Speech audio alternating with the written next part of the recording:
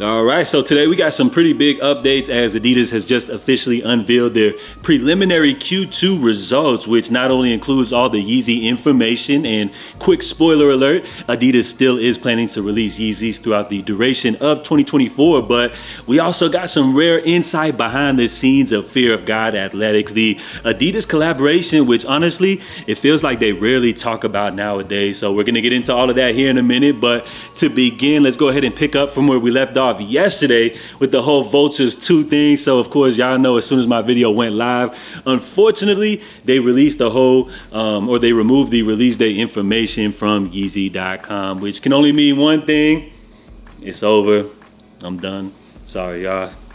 But nah, it ain't Friday just yet, so there's still that 1% chance that the project could still drop. But honestly, just like I mentioned yesterday, I didn't really feel like they would stick to Friday's release date. And if the project did actually drop on time, I would actually be surprised. But the positive thing here is with yesterday's teaser, it means they are actively working to get the project out. It's not completely scrapped like some of Ye's other unreleased projects, but honestly, a more likely scenario with the listening events that are scheduled for later on this month, I would feel like the project would make more sense to release closer to the listening events.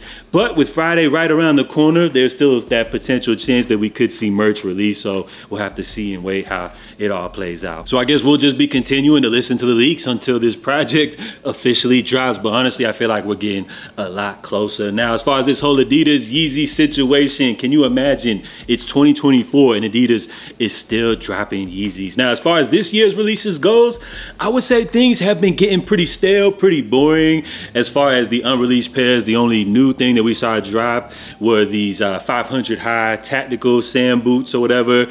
So joints were cool, but as far as everything else, I mean, what else were we expecting, as this is just all of the unsold inventory. So as far as this year's drops, the cool thing Adidas did do though is they finally gave us some discounts. So 50% off online as well as Yeezys, which hit the outlets, but we still have a whole bunch of unsold pairs which are just sitting currently via the Confirmed app. So as far as the numbers, according to these Q2 numbers, Adidas did report $200 million, or I should say 200 million euros worth of sales in the second quarter of 2024, which translates to a little over $200 million.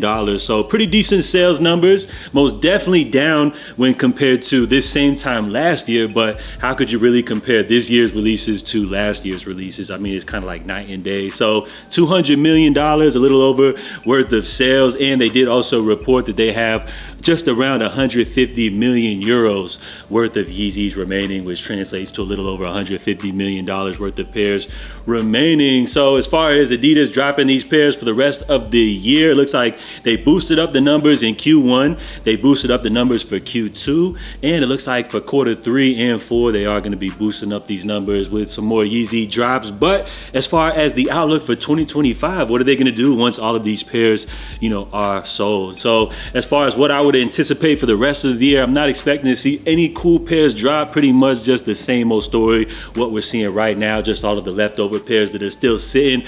I believe Adidas is still going to try to push them at full price, which they do say they are planning to release all of these pairs at least at cost. But I feel like once people just continue to let these joints sit, it will force Adidas to then go ahead and have to discount these pairs, which eventually we'll probably see all of these joints hit for that 50% off sale or hit the outlets like some of these pairs have been doing so far. So as far as the outlook for 2024 when it comes to Yeezy releases, I wouldn't be too excited. I believe Adidas is still just going to be pushing off this remaining inventory, and whatever's unsold, they'll just go ahead and push it out to the outlets. So that's what we got here as far as the report on Adidas. And as far as Fear of God though, I think things are a lot more interesting as we have a rare inside glimpse at behind the scenes of what's going on with the collaboration which Adidas rarely talks about nowadays. Now, during the earnings call, Adidas current CEO Born Gilden was actually asked about Jerry Lorenzo and his relationship with Adidas Basketball, in which he had to say,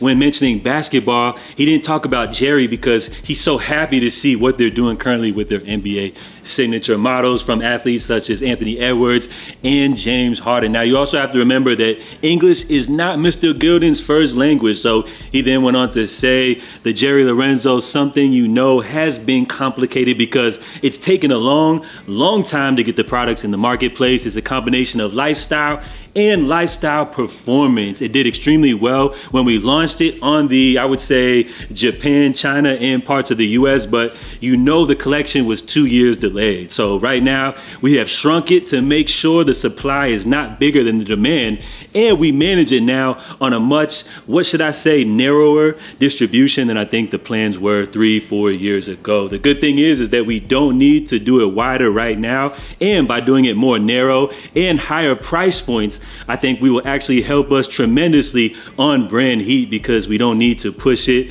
commercially. So it's a change that has happened over time given the circumstances, and that's the reason why we don't talk a lot about it. So this opens up a lot and pretty much gives us the whole insight that we were looking for with this Adidas Fear of God collaboration. So it seems like originally, of course, we all know the plans were for Jerry to be the head at Adidas Basketball, but through like the 3 years or so, as we waited for the Fear of God product to launch, I guess things changed behind the scenes. Jerry was no longer involved with basketball. The product did eventually launch, which the first initial launch, it seems like people were checking for it, but now as we approach the 4th launch, it seems like the interest is kind of absolutely nowhere. And of course, as we know, as far as Adidas Basketball, they've had a huge success with the Anthony Edwards line. They continue to do their thing with the James Harden line. So it seems like right now, behind the scenes at Adidas, they could really care less about what's going on with Fear of God. And I think the interesting price, or the interesting point that they mentioned, was the price point,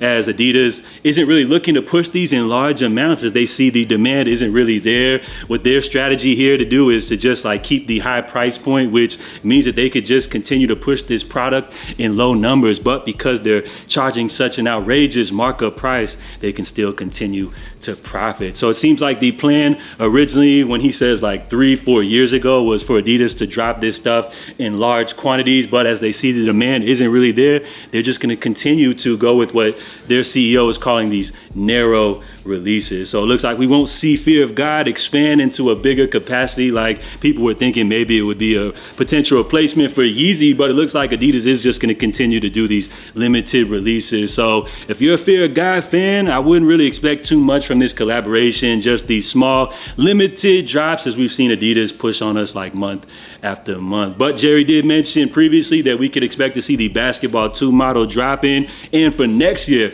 expect to see the Basketball 3 model. But I'm just expecting a small drip feed of releases with minimal changes, and unfortunately it looks like Fear of God isn't really going to be that big innovation that we were all expecting it to be. So with the whole Fear of God athletics thing, I think Adidas acknowledged that they agree with the public that it took too long for the products to hit the market, and I think they looked at that initial launch with a $250 price tag almost as an experiment, and since they saw the demand wasn't really there, Jerry was probably hoping that once they hit the mark at $250, possibly, you know, future releases could be a little more affordable. But since they really didn't meet that mark, I'm anticipating for the rest of these Fear of God athletics releases to continue with these 200 and up overpriced releases. So really unfortunate, but it is what it is. So as we bounce, we're going to be taking a look here at the Jordan 4 RM Nigel Sylvester Driveway Gray, as it looks like they have officially loaded up via the Nike Sneakers app. So